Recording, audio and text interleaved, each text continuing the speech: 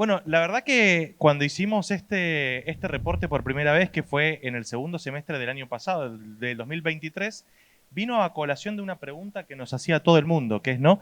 Más allá de lo que vemos en fuentes como Chainalysis o de lo que reportan los medios, digo, ¿cómo se está comportando cripto en nuestro continente? Todos sabemos, digo, estamos acá en una cumbre de primera calidad que se está haciendo en Buenos Aires, todos sabemos que la comunidad cripto en la Argentina es muy grande, que lo mismo se replica en algunos otros países de la región y queríamos tener algo de data como para sustentarlo y entender, ¿no? Como cuál era el comportamiento o las diferencias que hay entre los diferentes países relativos al uso de las criptomonedas. Es por esto que nos pusimos a indagar un poco en nuestros datos. Digo, Bitso, para los que no nos conocen, somos una compañía de 10 años, hace 10 años que nos fundamos en México, estamos cumpliendo nuestros 10 años en 2024. Tenemos más de 8 millones de clientes en todo el mundo, más de 1,5 millones son en nuestro país. Entonces sentíamos que estábamos en la capacidad de poder tener fuentes de datos muy confiables de diferentes comportamientos que nuestros usuarios tienen, ¿no? Entonces empezamos a ver estas cosas, las cosas más generales, ¿no? Y primero que nada, lo que vimos es que América Latina, aún en este periodo que a mí mucho el término no me gusta, pero el famoso bear market que se dio desde fin de 2021 y especialmente en 2022 y acentuado en 2023 hasta la segunda mitad, no hizo que el comportamiento cripto o la adopción cripto cayera en nuestra región. Vemos que puede parecer como contraintuitivo, pero a medida que los precios de los principales activos virtuales, de las principales cripto caían, igual el comportamiento cripto de nuestra región y las diferentes comunidades seguían sumando nuevos miembros. Digo, no solamente en la compra de criptos como inversión, sino también en los diferentes casos de uso. Y vemos en nuestro país cómo hay medios de pago, el uso de las stablecoins, que ahora vamos a puntualizar un poco, y entre muchos otros. Y así vimos como los 4 países en los que nosotros tenemos nuestras operaciones locales, ¿no? Más allá de que servimos a clientes en todo el mundo, que son Argentina, Brasil, Colombia y nuestro país en donde fuimos fundados, México, son parte de los países que, según estos datos que nos da Chainalysis, son de los principales países con adopción cripto en el mundo. Entonces tenemos a nuestro país y a Brasil, que están en el top 15, y luego a México y a Colombia, que tienen unas posiciones muy predominantes en el ranking mundial también. Y vemos cuando vemos este gráfico, ¿no? Que muestra que la Argentina creció 16%, Brasil 18%, Colombia 17% y México 15%, es el porcentaje de crecimiento interanual de los usuarios de Bitso, que por lo que encima venimos conversando o tenemos de datos o de fuentes de otras plataformas también, está en línea con lo que otras plataformas crecieron, o sea, podemos hacerlo como amplificado a lo que es el mercado, que crecieron en el año. Entonces, vemos cómo Argentina, por ejemplo, y el resto de los países creció entre un 15 y un 20%, a pesar, ¿no?, de este famoso bear market o a pesar de la caída de los precios cripto. Y sin lugar a dudas, el periodo que nos ubica o que nos toca particularmente en este reporte, que fue el primer semestre de este año, empezó ya con un optimismo muy grande, ¿no? Principalmente de la mano del halving de Bitcoin, que fue nosotros vimos en el uso de la plataforma, fue un driver de gran adopción, principalmente en Bitcoin, pero en otros activos también. Y después con todo el tema de los ETF, ¿no? Primero el de Bitcoin, el de Ether y ahora todos los proyectos que hay dando vueltas para que se puedan lanzar ETF de otras cripto también. Eso vimos que hizo que marzo sea el pico de uso desde fines de 2021, o sea, tuvimos un pico de uso en marzo, principalmente dado por estas dos noticias.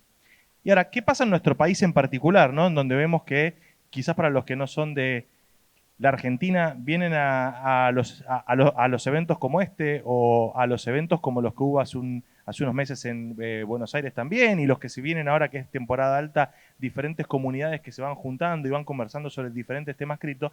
¿Qué hay en la Argentina que lo hace tan especial, ¿no? O que lo hace como cuna de tantas grandes comunidades y de tantos proyectos que se están construyendo tan buenos? Básicamente, como veíamos antes, digo, tenemos este crecimiento del 16% que vimos desde el año pasado, y un poco de datos demográficos nos muestran que lo que parece, y acá sí, ¿no?, lo que pareciera que, o lo que a primera vista uno diría que deberían ser los usuarios, bueno, lo son, digo. Los usuarios jóvenes, lo que nosotros consideramos entre 25 y 34 años, son los usuarios que principalmente le traen valor al mundo cripto. Cuando digo valor al mundo cripto, son los usuarios que hacen trading, que más holdean, que hacen staking, que se meten en diferentes protocolos. Digo, es la demografía que más activa hoy está en el mundo cripto. Vemos que también hay de 18 a 25 años un grupo muy inquieto, pero que quizás no tienen todavía la capacidad económica que tienen los de 25 a 34 años, que ya son profesionales, como para que el valor contribuido en términos monetarios a las plataformas sea más grande.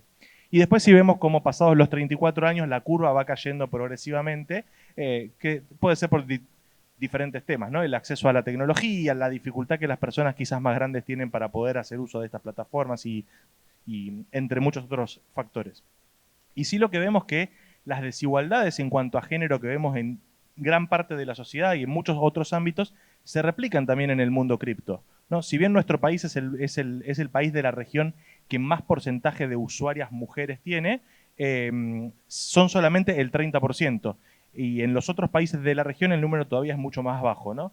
En algunas encuestas o algunos datos más cualitativos que fuimos teniendo, vemos como hay factores que contribuyen a esto, tanto como que las finanzas de la casa las maneja un hombre, que no tienen o no trabajan en relación de dependencia o no tienen ingresos estables o destinados al ahorro o a las inversiones como los hombres. Digo, todos estos temas que vemos en la sociedad tienen su reflejo en el mundo cripto y en el comportamiento cripto de nuestro país también.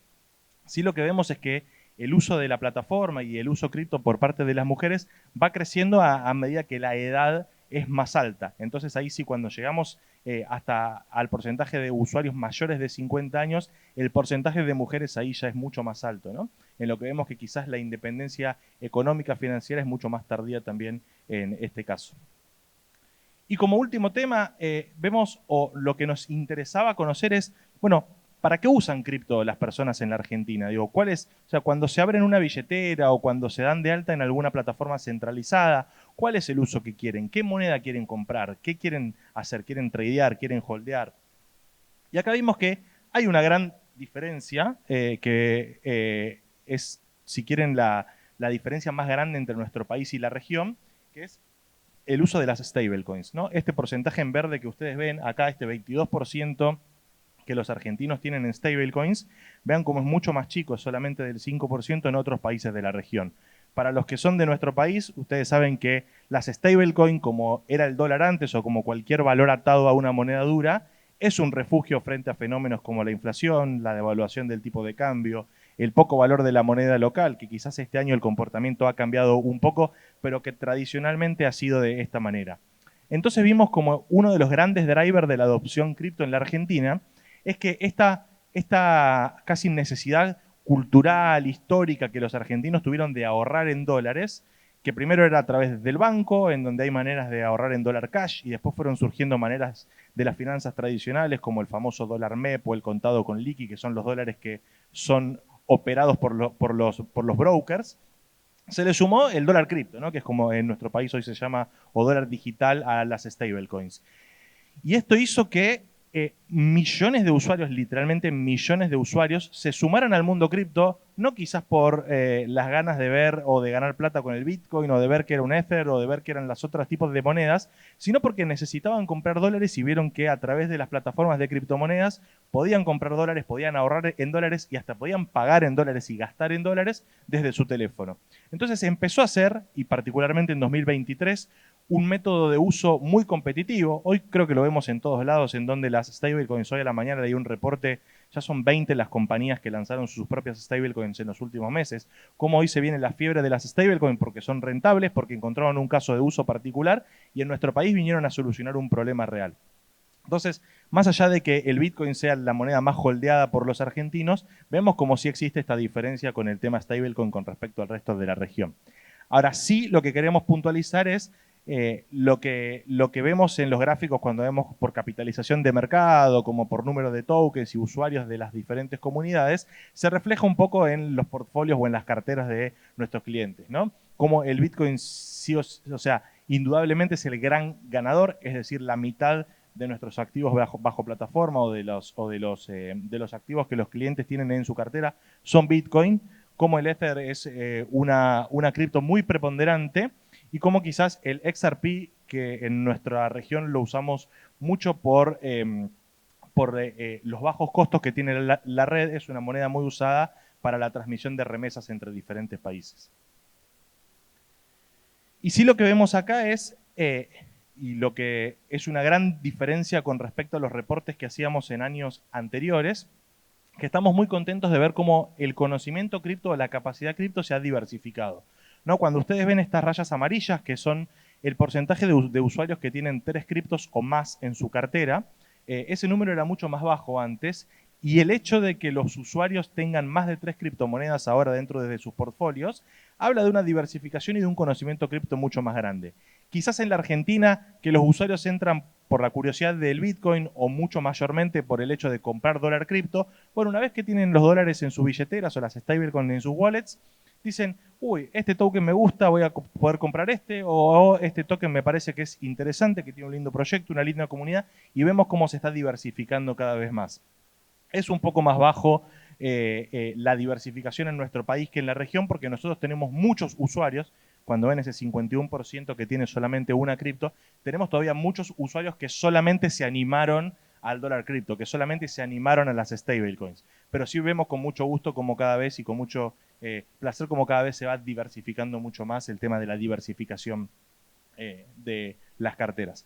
Y acá, para terminar, sí vemos como, más allá de que el Bitcoin sea la moneda más holdeada, como veíamos en las pasadas slides, vemos sí acá como tanto el USDT como el USDC, que son nuestras dos principales stablecoins que tenemos listadas en la plataforma, se llevan casi el 61% de las compras. Es decir, el comportamiento acá en las diferentes criptomonedas también es diferente. Las personas que compran Bitcoin o que compran Ether las holdean y las tienen a largo plazo, y las personas que compran stablecoins las compran por más corto plazo. Es decir, las compran porque recién cobraron su salario y saben que en unos días tienen que pagar determinada cuenta o quieren proteger el valor de su patrimonio hasta que tengan que hacer cierto gasto. Entonces vemos mucho más movimiento de las stablecoins, lo cual hace que el 61% de las operaciones sean stablecoins. Y acá vemos también como la diferencia es el doble de lo que pasa en la región, ¿no? Como puntualizando mucho más el uso stablecoin. Y sí, el último dato que quería compartirles es como acá que estamos en el Avalanche Summit, estamos muy contentos. No solamente estamos en conversaciones desde Bitso con Avalanche, que estamos prontos a lanzar muchos proyectos juntos, sino también vemos como, a pesar de que entre el reporte que hicimos en 2023 y el reporte que sacamos este año, que es el que hoy les estoy presentando, el precio de AVAX cayó un 22% entre las dos fechas de corte, nuestros AUM o los activos bajo plataforma en AVAX subieron un 58%. Es decir, tenemos cada vez mucho más fanáticos y muchos miembros de la comunidad que están confiando también en el token, el que tenemos listado casi desde su primer momento, así que nos pone muy contentos ellos también. Así que bueno, me quedan 2 minutos por si quedan preguntas, pero muchísimas gracias y espero que estos datos les hayan servido. Do we have any questions? That's it? No questions? There. Okay. Tiene que ser en inglés, en español, ¿no? Puede ser, it can be either in English or Spanish. En español está bien. Estamos aquí en Argentina, pa. ¿Cómo es el tema de DeFi en la región? Porque se habla mucho de DeFi, creo que sobre todo en tema directamente de blockchains agnósticas, pero no sé qué tanto está en la TAM. Me da curiosidad. Es una gran pregunta. Creo que depende de cómo lo comparemos, ¿no? Comparado quizás con hace algunos años o quizás con el último bull market, el número de usuarios en DeFi creció mucho. Hay muchos proyectos locales también que son súper interesantes. De hecho, están surgiendo proyectos nuevos en Brasil, en México, que realmente estamos viendo cómo están creciendo muy rápido. Todavía, y quizás por un tema de miedos de las personas, está muy presente acá todo lo que son las estafas utilizando cripto como uno de los medios de pago, esquemas Ponzi y demás que estuvieron en los medios en los últimos días, hacen que sea difícil que las personas confíen y la UX todavía no es la mejor o no es la más fácil para que los usuarios se metan masivamente en el mundo DeFi.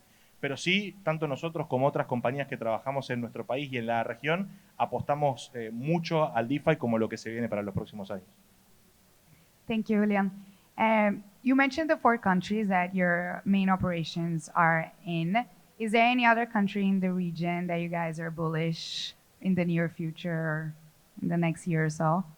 Sí, claro. Sin ir más lejos, hay muchos países que o por regulación o por falta de regulación o por casos financieros particulares, creemos que se vienen como grandes casos en la región. De hecho, Perú es uno en donde está creciendo muchísimo. Uruguay es un país en donde el tema cripto está creciendo mucho también. Y Venezuela es un país en donde el uso cripto es casi como de supervivencia. En donde lamentablemente hay muchas plataformas que no pueden operar como sí tenemos en nuestro país por tema de regulación, pero el peer-to-peer o diferentes métodos lo hacen que sea fundamental. Chile también, Chile hoy lo que estamos viendo por lo menos es un problema de la conexión con las rampas fiat, entonces para el usuario novato, si se quiere, o para el que recién entra al mundo cripto, no es tan fácil como en el resto de los países convertir pesos chilenos a cripto todavía y viceversa, ¿no? Yo creo que en cuanto se dé una vueltita a eso y se haga sencillo como en países como este, va a ser mucho más grande el uso cripto. Thank you very much, Julián. Muchísimas gracias. Please, an applause for him.